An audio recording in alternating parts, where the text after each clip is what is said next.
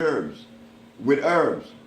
But have you ever considered using the rosy periwinkle as a cure for leukemia? I said, Dr. Ayensu, many people have been cured of leukemia without the aid of the periwinkle. But as for the periwinkle, it is a plant that was hybrided in Madagascar by the French. Its molecular structure is incomplete. It's an acid-based substance. What do you mean? I said, I mean just what I said. The periwinkle is a hybrid plant. He made that mistake because he didn't quite understand the science of biochemistry. And even Hippocrates, the Greek, he said one of the first consideration, never allow your patient to receive from you something that hurts. Ginseng hurts, peppermint hurts, echinacea hurts, carrots hurts, beets hurts. You don't do that. I used to drink more carrot juice than anybody in the world. I had more mucus than anyone else too. As I began to put the science of biochemistry in the mix, in the equation, that was when I began to produce these products. Because one of the herbs that I used to like to think was the stuff, was comfrey. And because I was a steam engineer, I had the privilege to use the laboratory to break things down for ionization. I learned that. And when I took a pH of comfrey, it's 4.8. Oh my God, I said no. Oh no, I'm wrong. What do I mean by 4.8? It means this. In nature, everything is electrical. For it to be electrical, it has to have a pH of more than 7. 7, as you know, is the neutral point in breaking things down. Hydrogen ion concentration. You call that pH. How we translate this into something sensible, Dr. Sebi? Okay. pH of 7 is neutral. 7.1 is alkali. 6.9 is acid. And as you go down the road, as you get smaller in number, the more acid the substance. As you go higher in number, the more alkalinity there is. 7 is neutral, but 7.1, the water here is 9.8, very high in oxygen and alkalinity. So you want to select everything from a pH above 7, but comfrey is 4.5. Oh, I was so disappointed. Then I took burdock. Burdock is 9. So what's the difference there? One is native, one is non-native or made. Man-made. Okay, I begin to put the compounds together and I begin to hear the result. And ladies and gentlemen, my first patient was a blind man, Mr. Fredericks. My little girl, Usha, was 9 months, but Usha could talk. She could talk at 9 months. And I had her in the kitchen with me and I was talking to her. And when I look out the kitchen window, there's someone there. He said, look, I'm blind. Could you help me? I said, I'll try. I was an engineer still. Where am I going to see? I said, by Wednesday. No, by Friday. That's the Monday. Now, why did I select it Friday? Now, you know that's crazy. I have never treated a blind man before. Why did I say Friday? Why was I so certain? I don't know. I said, but you'll be seen by Friday.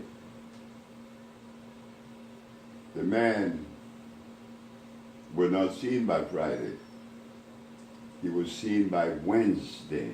Wow. The man came back and looked at me and said, I could see. I said, he raised his left hand. I raised my left hand. He said, you raised your left hand. I said, wow, the man could see. But when the man told me that if I'd help him to see, he would give me $1 million. So when he came around the fence, the gate to come in the back, I was bare feet like I am now. And he looked at my feet. And he kept looking at my feet. And he gave me $35. I was so happy. I was so happy. Happy because it worked. And I wanted things to work. I don't want you to give me your money and I'm lying to you. I would like to live. And I want it clean. Mr. Frederick was seen. And then the Japanese came with his wife, Fred Takashita. Well, my wife cannot have babies. She had endometriosis. Virginia is her name. She was from Utah. She was cured and she had babies. And so it went. And one day I left. What a day for me. The journey of the messenger of healing. Because I am not the healer. The healer is a woman. I'm only the messenger.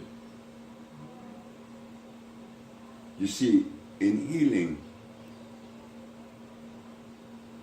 it's required to be a nurturer. A male cannot be a nurturer. It's a female.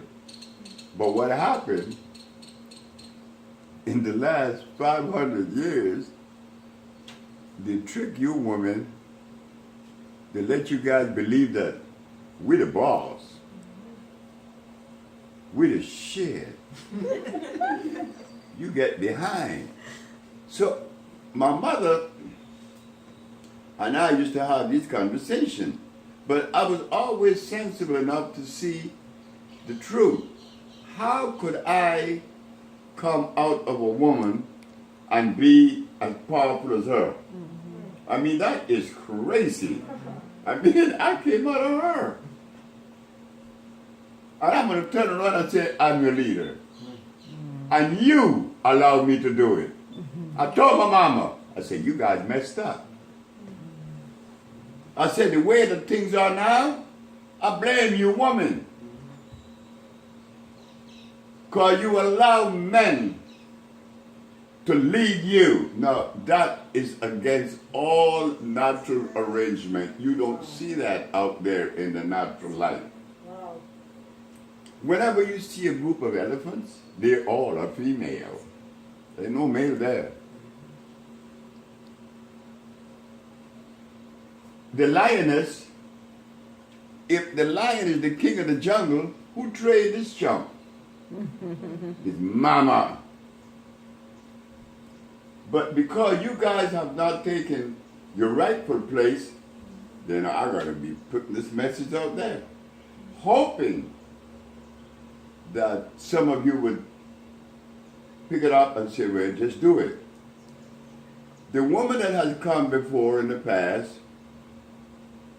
they did things to undermine the entity. But that was okay. They only said they weren't the one. But the one that's going to carry this message into the future, I know she hasn't arrived yet. There is a sister by the name of Chandra Washington. She's one of the best cooks that I've ever met. And a beautiful sister. And quiet as kept, she's the only sister that right now, beside my daughter Saama, that runs the village, that is around me. I don't know if you all saw my little daughter, Taiwa. Yeah, she's another one that told me that I'm a doctor. I said, don't stop. So I got these two girls now that I hope will carry on the tradition. But I want responsible grown-up people. And this is why we put together the Bolingo. Yes. The Bolingo group. Yeah. The Bolingo group is a $200 million project. It's a project that's going to have 7 healing centers in the United States.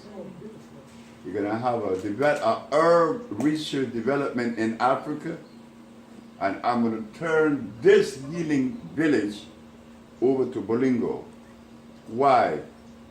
Because I don't think it is right